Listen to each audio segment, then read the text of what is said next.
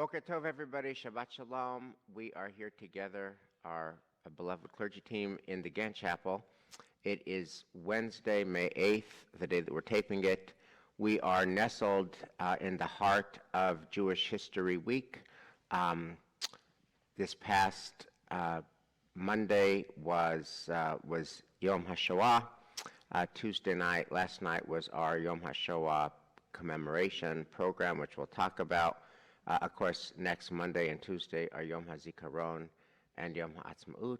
And all of this, of course, is taking place against the backdrop of the exhibit that is so controversial and painful in Newton and the broader context of our world.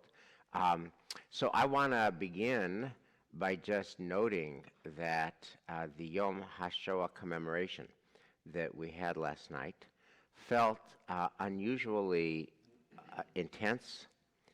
And I wanted to it was way more people than we usually get for Yom HaShoah. I mean, the Rabbi Chil Sanctuary was basically full, and there was an intensity together. This entire congregation watched Paula Abzel's masterful film, Resistance. They fought back. There was an intensity to it. And I just wanted, and of course, it's all happening again against the backdrop of the surge in anti-Semitism, etc. So I first just wanted to hear what you guys thought about last night and how you experienced it. Well, Elias mentioned earlier that this felt so different because now we are, in a certain way, kind of living some of those circumstances, seeing the rise in anti-Semitism. So I think that also was part of what brought so many people here to connect with that. And talking earlier about did you sleep last night? And I finally just had to say at 2 a.m, I really have to try to get some sleep because everything was running through my head. I was mentioning to Elias earlier also that what I thought was, since I've actually been to many of these places, I've been to Auschwitz, I've been to Treblinka, I've been to Terezin, and I know the stories, but the impact of that film resonated in a really deep way, and would not allow my brain and my body to find a place to be able to even find some sleep. Yeah, you hit the nail on the head with the word masterful. And Paula Abzel has created has pulled together a series of stories that were so deeply powerful that really you could hear everyone in the room holding their breath.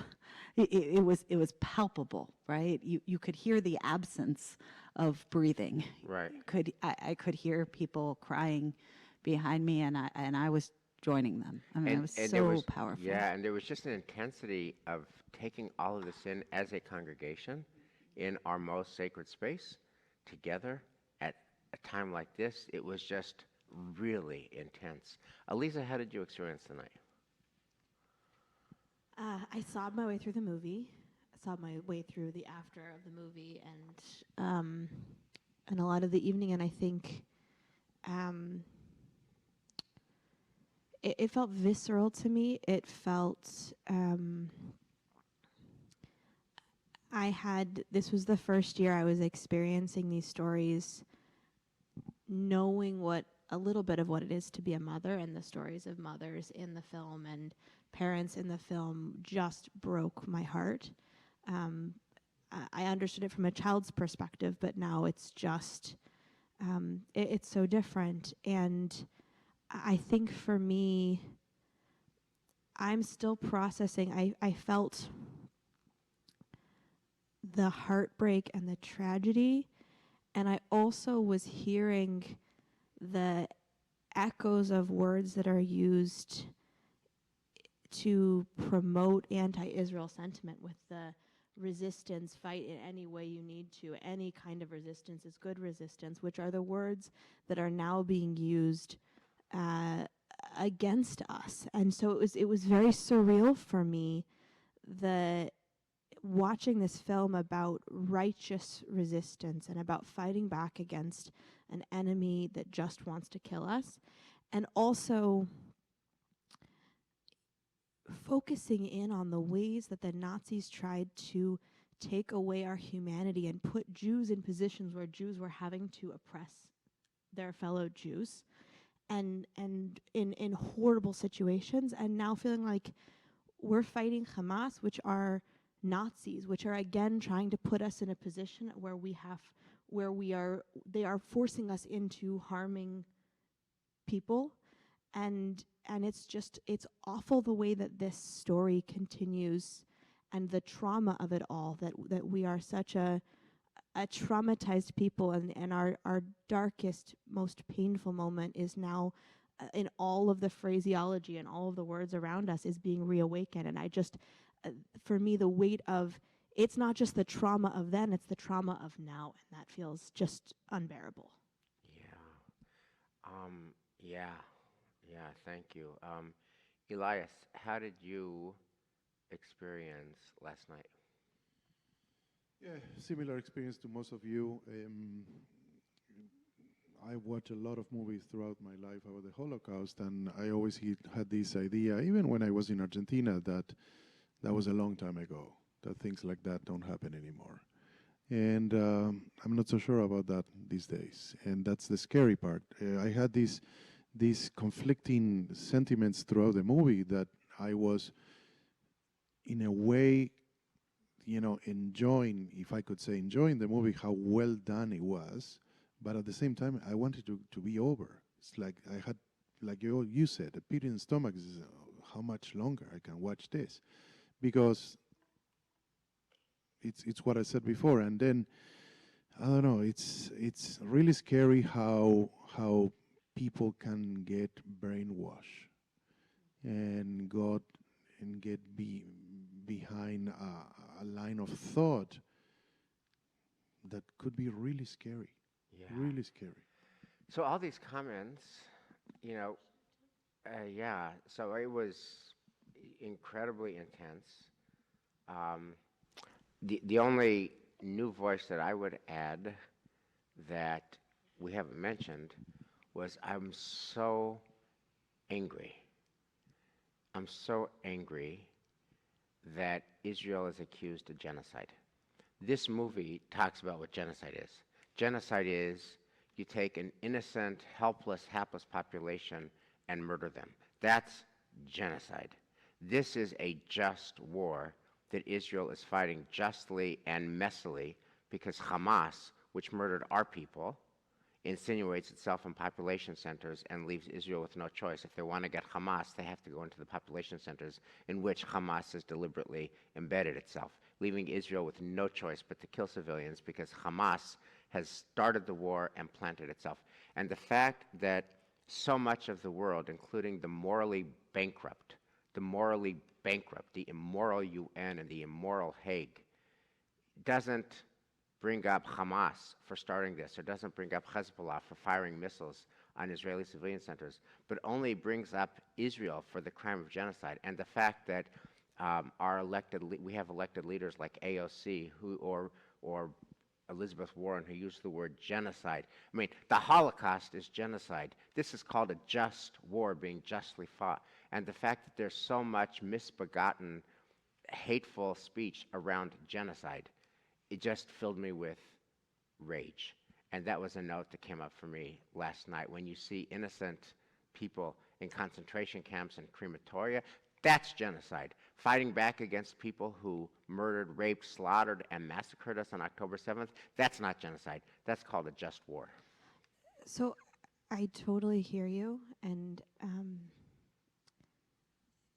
it reminds me of something that my Angelika Zollfrank, who led my pastoral care seminar at Mass General Hospital, would say, that anger is often a cover for grief and pain. I think one of the moments that I felt just it made me queasy was the discussion about the Warsaw Ghetto, because this is a just war. but there are also actions that have been taken and are being taken that are totally unjust.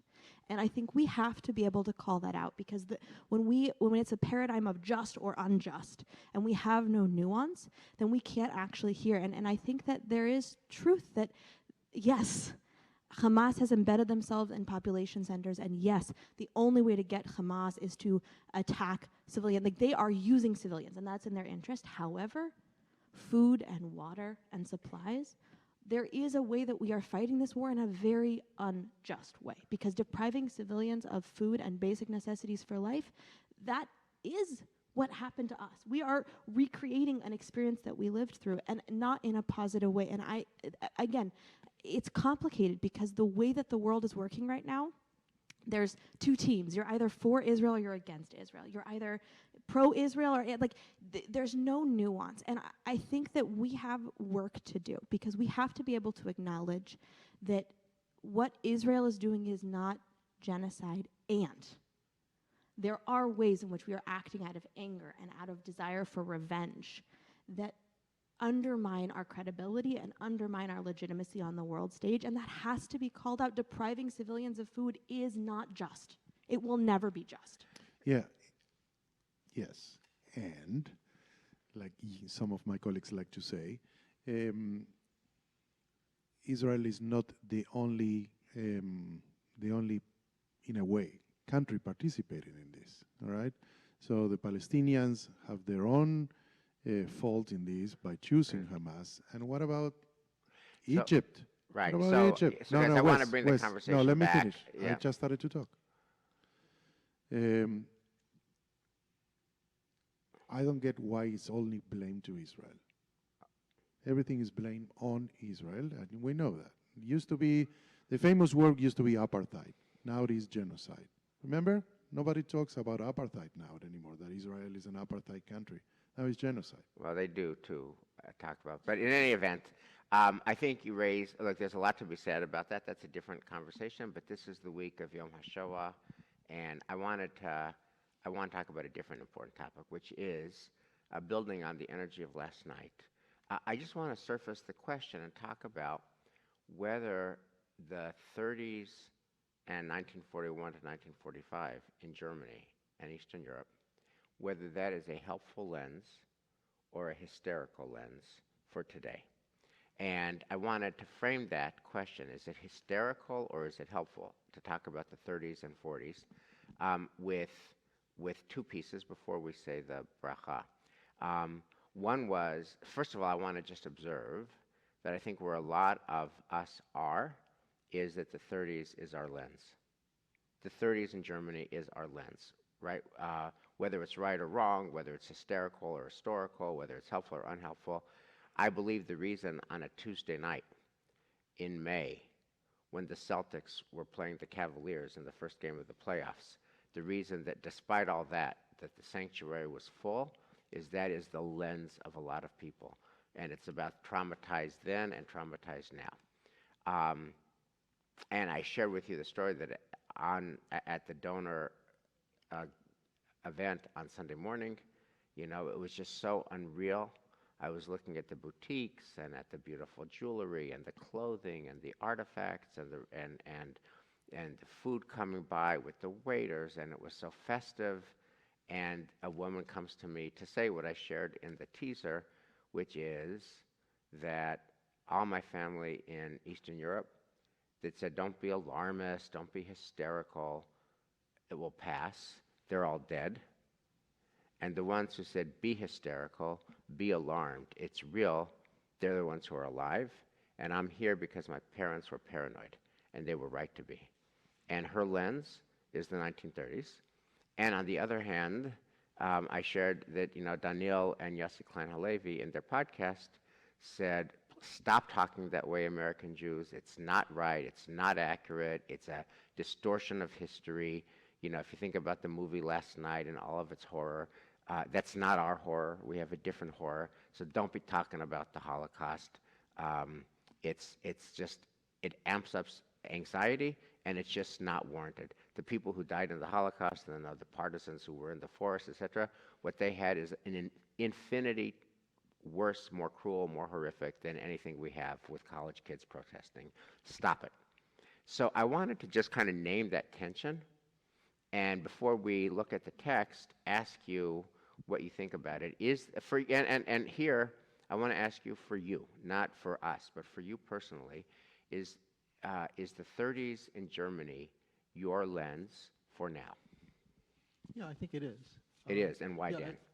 because first of all, because we can, we can look back at history, and we now know exactly, as Elisa pointed out very clearly, how the Germans, and Elias mentioned this, how the Germans actually created brainwashing, how they isolated us, how they created moments of humiliation for us, and we can see that happening in this country. We can see it happening. So yes, it's a lens. Now, are we hysterical about that? That's a different question, because the fact that we can, and also, we could also do the parallel that, the Jews in Germany were highly cultured, were highly assimilated, in a very, very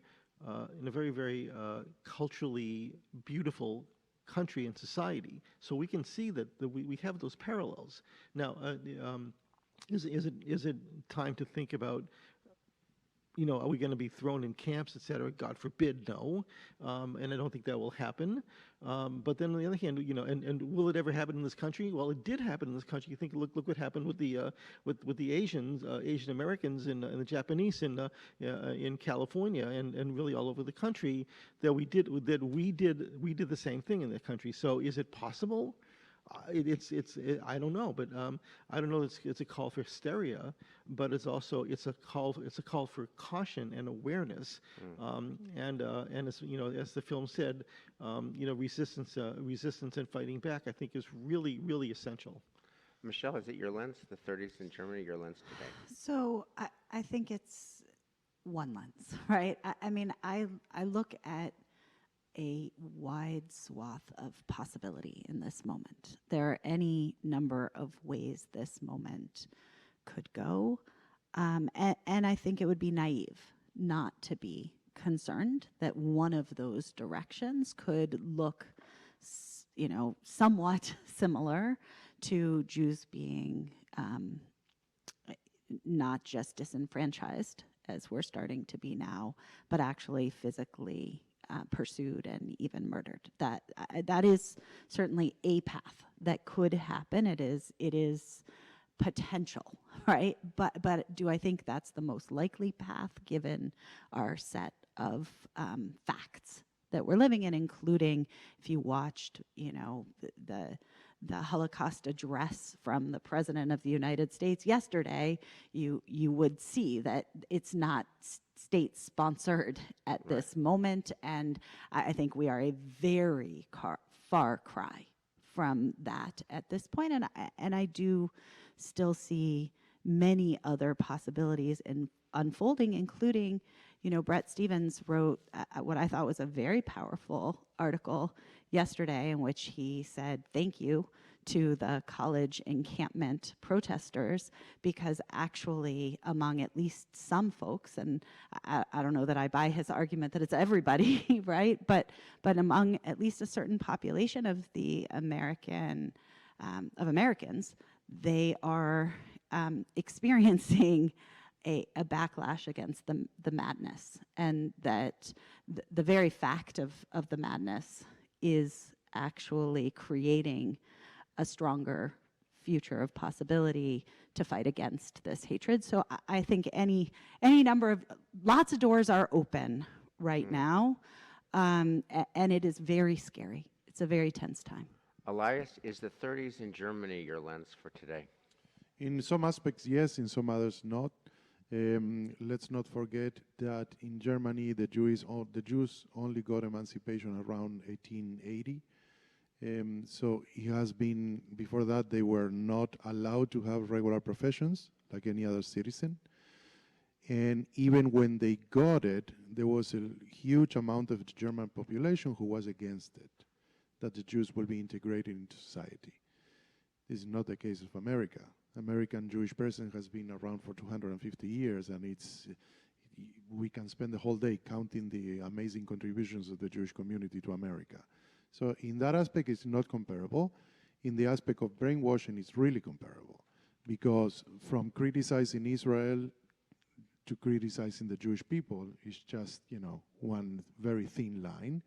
And the same aspect and about Israel being a genocide could start, about Jews being the ones who control the world, and they control the economy, and they control the politicians here in America. So in that aspect, definitely is the lens of the Holocaust. Aliza, is 1930s Germany your lens for today? No. I talked about this a little bit last week, but I've been finding weird comfort in anti-Semitism of our past. That, I think the work of today is not to allow what's happening on college campuses and the rhetoric that's sort of in the water to trigger us back to 1930s, 1940s. The work of today is to do some historical learning and to re-encounter that this is normative, that this is what our ancestors experienced, that this is the closest we've ever come to being in touch with our ancestors, and what our ancestors did in the face of unimaginable anti-Semitism throughout history was that they thrived, was that they created culture and they created literature and they learned and they grew and the communities were strong.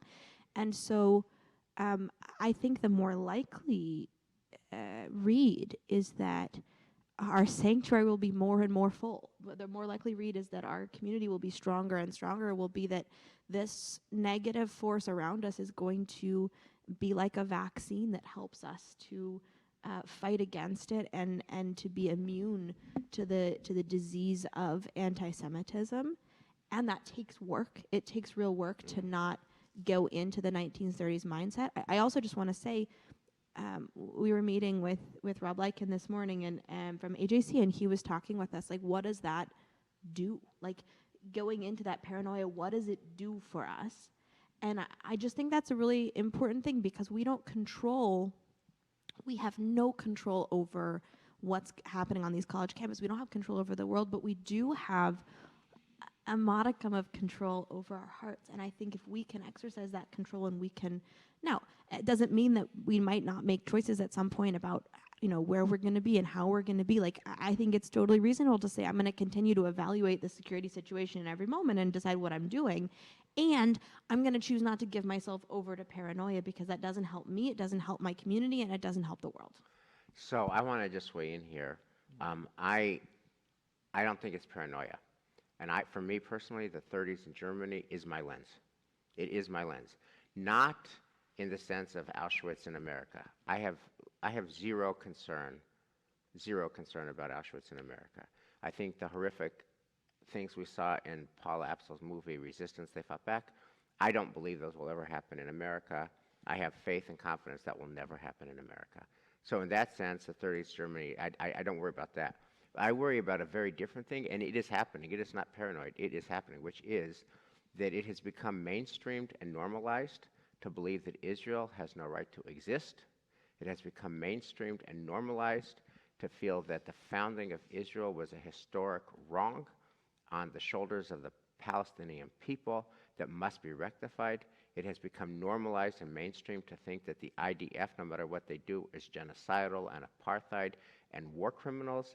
And it has become normalized and mainstream to assert that Hamas is a liberation movement, and that all the violence they do, well, there's no bloodless revolutions, or few bloodless revolutions, and October 7th is, what did you expect? Of course that's going to happen, and that's what Israelis get for existing. And that is on college campuses, and I'll tell you what has given me the big jolt is the Nakba exhibit. First, the fact that it came to be. I have 100% confidence that it was intentional. The mayor was aghast at it, I believe, and she didn't know about it. But some library committee member wanted to bring the Nakba exhibit to a strongly Jewish town, to bring the fight about Israel to Newton specifically. There's nothing casual, nothing accidental There's nothing like, oh my God, I didn't know it would be controversial to call Israel's existence a Nakba that's an ongoing and unrelenting thing from 1948 till the present. And the library committee was able to do that.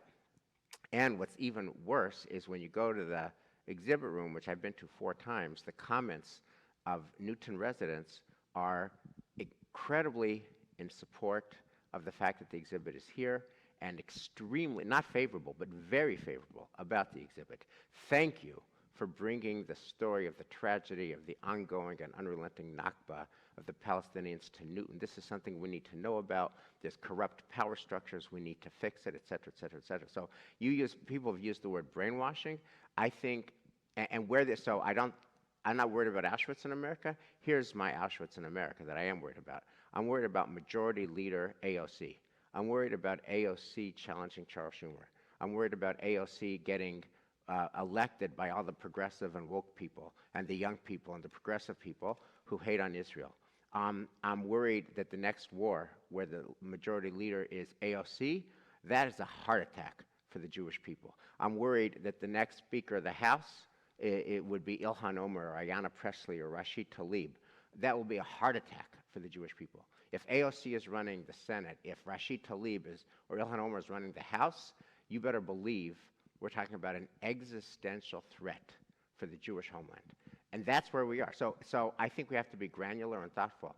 When I say the 30s Germany is my lens, I don't mean Auschwitz. I mean Speaker of the House Ilhan Omar or Ayanna Pressley. You know, Ayanna Pressley could not muster even a modicum of sympathy for the dead on October 7th, and she weeps bitter tears for Gaza civilians. I'm okay with her weeping bitter tears for Gaza civilians. I'm not okay with the complete invisibility of Jewish death to Ayanna Pressley. And when that kind of perspective becomes normalized, which it is, and our college, you know, you met with 8th graders, anti-Semitism, Israel, etc., normalized, we got a problem. Houston, we've got a big problem. So I think it is. I think that 30s is a lens that's helpful, and it calls us to do what Paula Apsel's film calls us to do, which is to fight back. So what I want to do. But Wes, let me ask you a question regarding what you said. I tend to agree in everything you said. But if that is the case, my perspective is that wouldn't end with just not supporting Israel anymore. Who knows? It would not end because they know that the majority of us support Israel. Right, but So if we are really, really dramatic here and we are exaggerating what I said before, hating Israel, the next step is hating the Jews who support Israel. Right. I mean, right. But look, we don't have to debate. Would that lead to Auschwitz in America? I don't think it would. But on these we have 3 simple questions that if you were to talk to high school kids today or college kids today, I'm afraid about the answers to these questions. And if you talk to the Newton residents who are drawn to see the Nakba exhibit, I'm afraid about the answers to these 3 questions. 3 simple crystalline questions. Number 1, was Israel's founding a historic mistake that must be rectified? Too many people would say yes. Are the IDF war criminals for defending Israelis? Too many people would say yes. And is Hamas a terrorist organization or freedom fighters a liberation movement? Too many people would say it's a liberation movement. Too many people who are in America today would say that. That's going to affect politics. That's going to affect who gets elected. That's going to affect the politics of supporting Israel in the next war. And that's our existential moment. And I think we are in delusion if we don't see that. I want to bring another perspective, and I'm so grateful that we met with Rob this morning. And I wish I remembered. He cited a study that was done on college campuses to rank issues as students weighed them out. And there were, immigration and finance, economy, and all the different issues that our country is facing. And on that list was Israel. And in this study, college students over and over again rated as the least important issue for them. And I think that's a really important caveat, that we are hearing a small minority of very loud voices. And that it's not the majority. There was a social worker in Homestead Elementary School in Centennial, Colorado, whose name was Paul Von Essen. And when I was an elementary school student, he had a bully proofing program, which was about treating the caring community and not addressing the bullies. Now, he believed that you have to respond to bullies, but his thing was 85% of any grade school class is going to be bystanders. They're going to be kids that genuinely care and genuinely want to do the right thing and need to learn how to stand up to bullies. And if you engage the 85%, then you take care of bullies automatically. If there's an environment where bullying can't exist, that's our problem today. I think we need to build a caring community. We have to engage the 85%, and the more energy we focus on the 15% that are anti-Israel and anti-Semitic and are making all of these noises on the college campuses, we lose sight of the 85%. We begin to feel hopeless. We begin to feel powerless, and it doesn't actually help us, because what we need is to cultivate the 85% against this movement. I'm happy to do that. We're running out of time. By all means, engage the 85%. I also want to just do a call to action to Newton. I think, and this is for me as well, I think we who love Israel need to do a few new moves that'll take us out of our comfort zone. Number one, we need to be on that library committee. We need to be more active in civic government. We need to be on the library committee that figures out what exhibits are we going to show, so that when somebody says, let's bring up the Nakba, there's somebody who says no. I also think we need to be much more active politically, because, and I wish I could just have Shachas Mincha Marav all day and never enter the world of politics, but Democrats who are incumbent, who support Israel, are being primaried by Democrats who are anti-Israel. And that to me is the call to action. We need to make sure that people of both parties who are elected support Israel's right to exist and support Israel's right to defend itself. And that used to be obvious, but there is a lot of energy to make what used to be obvious no longer obvious. That is, Israel doesn't have a right to exist, it doesn't have the right to defend itself, and there are people who are primarying incumbent Democrats whose basic proposition is no Israel. And we need to support candidates of both parties who support Israel. I want to say I think this is a call to action moment. I want to say that if we think, oh no, it's going to blow over, it doesn't blow over. If there's a lesson from Jewish history, it's that the paranoid people are right. Shabbat Shalom.